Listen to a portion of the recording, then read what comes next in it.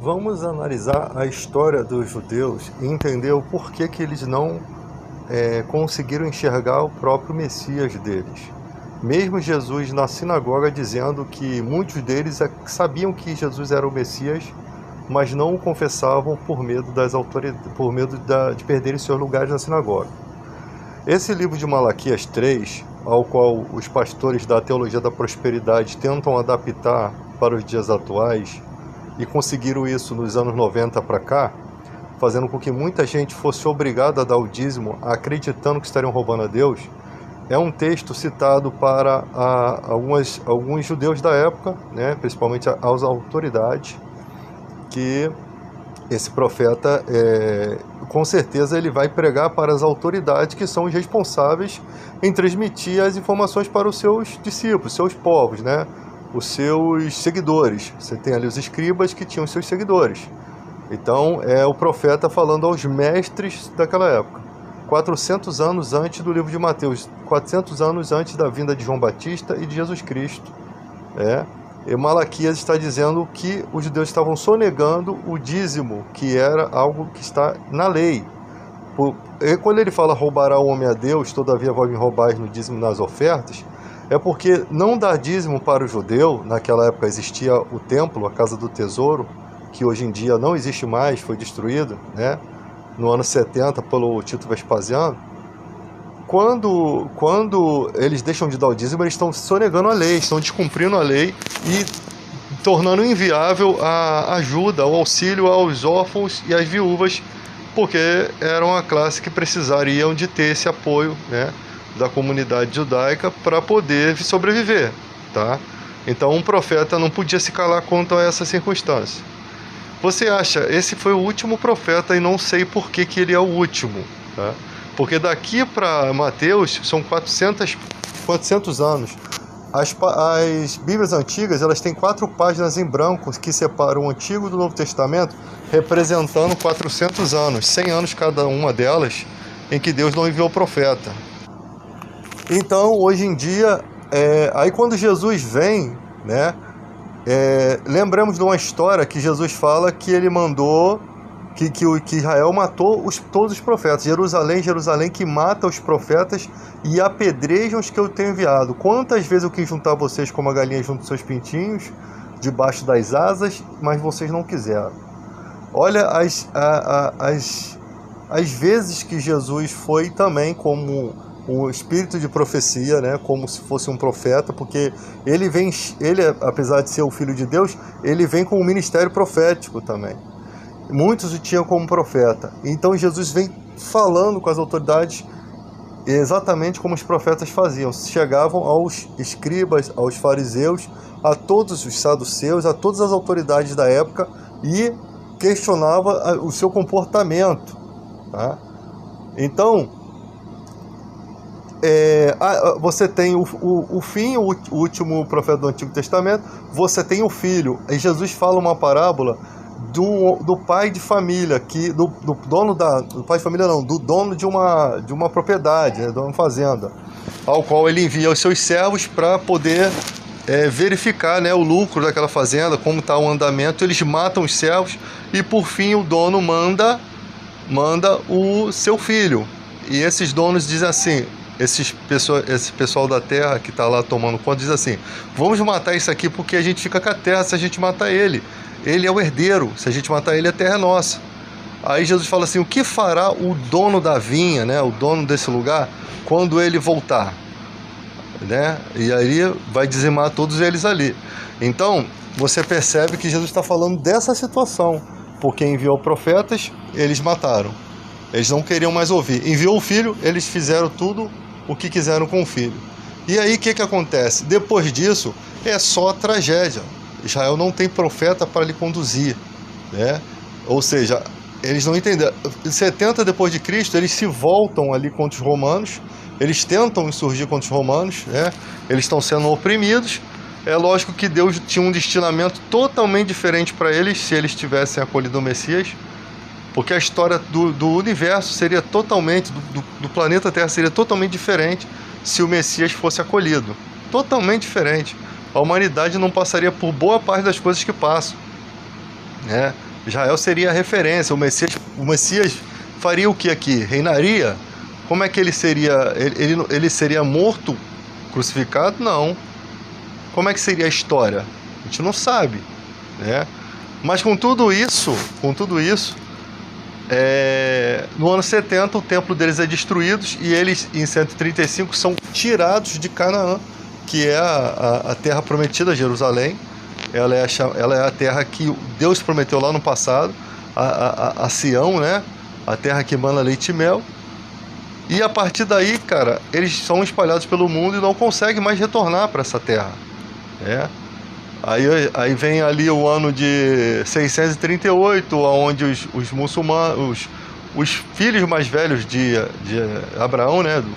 Os herdeiros do filho mais velho de Abraão, acabam vindo para essa terra com a expansão do islamismo, com uma outra religião, e acabam sendo autorizados pela Liga das Nações, cuja Grã-Bretanha era a principal ali que comandava, e são autorizados a viver na Palestina, que recebeu esse nome em 135 devido ao imperador Adriano, né, como uma afronta, chama aquela terra de terra dos filisteus, que foi uma provocação, uma espécie de provocação, porque a terra prometida, vocês sabem que pertencia aos filisteus, os gigantes, né, antes de ser a terra prometida para aquele povo.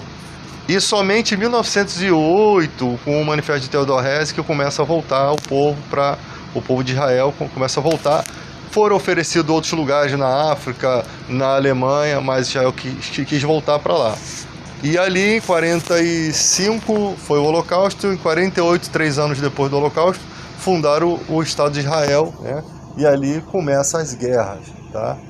Então eles não têm...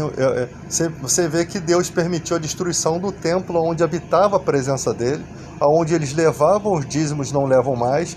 Ou seja, hoje em dia os mandamentos, 600 e poucos mandamentos, já é difícil se cumprir, eles não conseguem.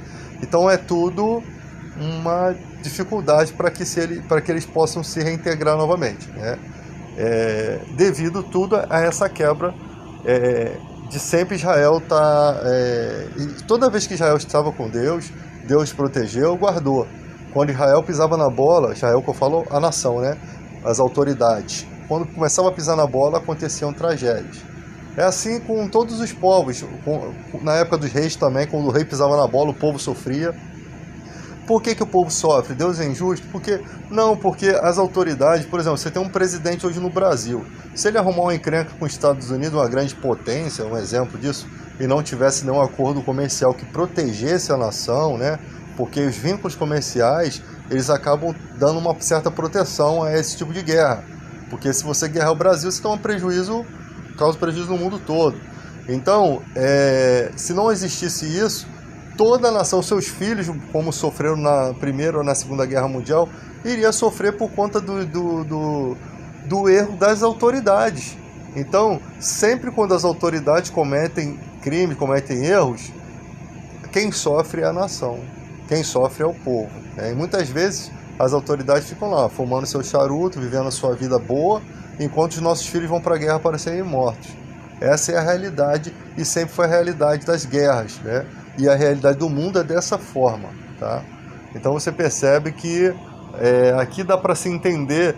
E hoje em dia, diz a nossa Bíblia que a nossa Bíblia ela foi escrita por judeus da época de Jesus, né? E os judeus que vieram um pouquinho depois, né? Mas geralmente naqueles anos ali, entre 4 a.C. e 29, 30, Jesus morre com 33, e depois vem o ano 60 ali, 50, 60, que são os apóstolos, a continuação da pregação dos discípulos, das pessoas que se converteram tanto no judaísmo quanto fora dele, né? Romanos também, alguns se converteram. Então, você tem uma série de coisas acontecendo, e ali você percebe que tem um véu sobre Israel que não permite que eles enxerguem o Evangelho à luz. Eles ficaram praticamente presos na questão da lei, né? Então os caras nascem na cultura judaica, vivem pela lei e tal, mas o que eles perdem com isso? Eles podem até viver uma vida direito tal, e ponto. O que eles perdem? Eles perdem todas as atribuições da graça, né? Se Jesus é sacerdote da ordem de Melquisedeque, citado no Salmo 110, o Messias é sacerdote da ordem de Melquisedeque, e quando ele morre e ressuscita, ele se torna sumo sacerdote para interceder para sempre por nós. O perdão dos pecados pela graça, o judeu não consegue receber porque ele não confessa Cristo como seu único Senhor e Salvador, né? Seu único suficiente Salvador. Eles não recebem o Espírito Santo porque o Espírito Santo só vem por meio da pregação da fé, ele só vem por meio da aceitação de Cristo. O Espírito Santo, ele intercede pelas nossas fraquezas, porque não sabemos orar como convém.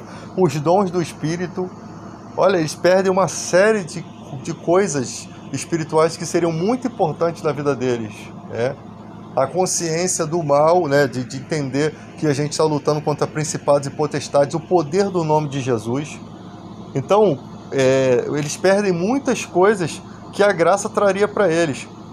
A paz que há em Cristo, a paz do Espírito Santo, né, que é a retirada do homem do mundo. Colossenses 1,13, ele nos tirou do império das trevas e nos transportou para o reino do Filho. Então eles perdem uma série de promessas espirituais que o cristão mais comum que você vê aí, que às vezes não tem nem estudo nenhum, recebe.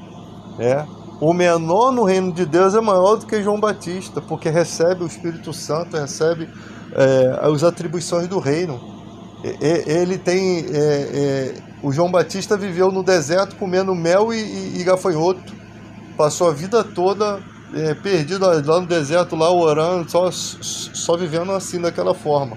Mas o menor no reino de Deus, ele recebe os atributos da graça, todos esses que eu citei, principalmente o Espírito Santo, né?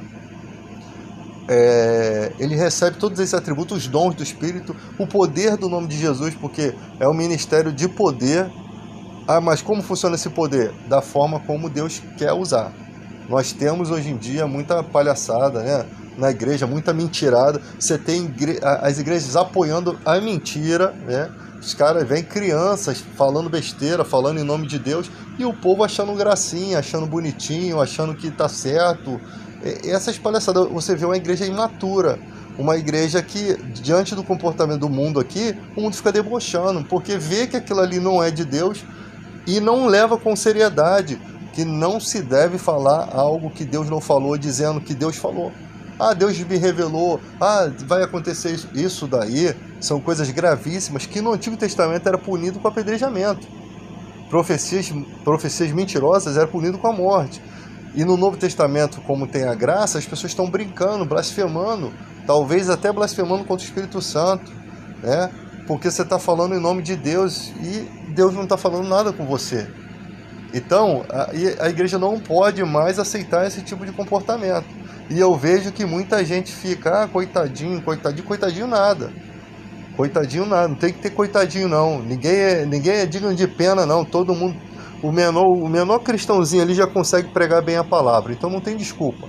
Pessoas desse tipo aí nem sequer daria o microfone na mão deles se fosse uma igreja tradicional, uma igreja pequena, onde o pastor tem a obra como seriedade. Jamais vai dar o microfone para a pessoa ficar falando que Deus revelou quando Deus não falou nada. E todas as profecias têm que passar por julgamento. Você tem profetas dentro da igreja também. Como é que Deus vai falar com um moleque, né, e não vai falar com o ancião? A não ser que a igreja estivesse toda em pecado. Mas mesmo assim, não fala coisas dentro das escrituras. Quem fala segundo as escrituras. Deus, hoje em dia, fala pelo Filho. Antigamente falava por anjos, por profeta, hoje em dia fala por meio da palavra. Então as pessoas estão confundindo esse negócio de profecia, essas paradas, são coisas muito aleatórias, são muito difíceis de acontecer no dia de hoje, porque Deus fala pela palavra, e é a palavra que não volta vazia, e que ela que vai converter os corações, ela tem poder suficiente, tá? Não precisa o homem dar nenhuma forcinha para Deus, ela tem poder suficiente. Isaías 55:11, a palavra, assim será a palavra que sai da minha boca, não voltará para mim vazia, antes fará o que me apraz para aquilo que eu designei. A palavra de Deus é como uma chuva que não volta para as nuvens sem antes regar a terra. Então, preste atenção nas escrituras, que ela está cheia de palavras corretas, espiritualmente corretas, mas as pessoas acreditam em qualquer bobeira. Isso já estava escrito, que essas pessoas iriam acreditar em qualquer bobeira. Só espero que ainda não seja essa época, né? Porque vai ter uma época que de fato as pessoas vão seguir todas essas palhaçadas e vão seguir vários líderes. E tem um montão de gente enriquecendo na internet. Aí tem um aí que já falou que mentiu para um, mentiu para outro para ganhar dinheiro, confessou isso em vídeo. E agora está abrindo igreja e vocês estão lá acreditando nisso.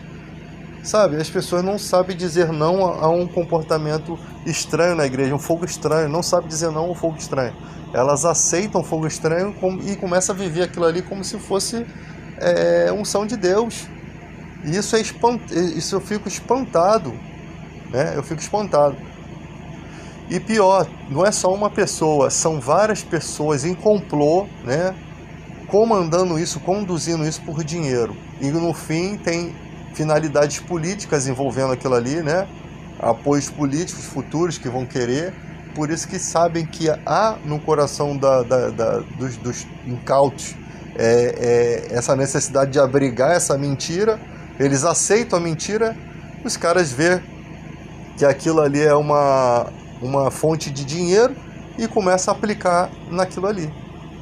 É como se usasse vocês como investimento financeiro, de forma que eles não conseguiriam fazer isso pregando a palavra, porque Deus não dá o seu conhecimento. O cara, tem caras que é pior, que consegue pregar bem a palavra, mas só que não consegue ter o comportamento de acordo com as escrituras. Ele começa na área do dinheiro, ele começa a mostrar ali que tem algum erro. Isso aconteceu na época de Paulo, com Emineu e Fileto, que eles pregavam que a ressurreição já tinha acontecido e estavam contaminando a igreja.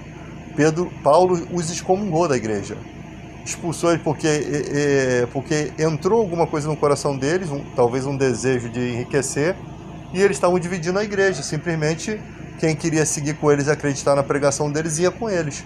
Eles estavam interessados em notoriedade, finanças, né? Se aproveitar da fé das pessoas. E Paulo falou na cara dele: Emineu e Fileto estão corrompendo a fé. Paulo era um cara que não fazia rodeio, falava mesmo na cara. E eu acho que a gente não tem que fazer também rodeio não, porque a gente não está aqui para agradar ninguém. Tem que falar na cara mesmo: fulano de tal e fulano de tal está fazendo isso aí, está corrompendo a fé. E pronto, acabou. A Bíblia fala que tem que ser sim, sim, não, não. O que passar disso é do mal.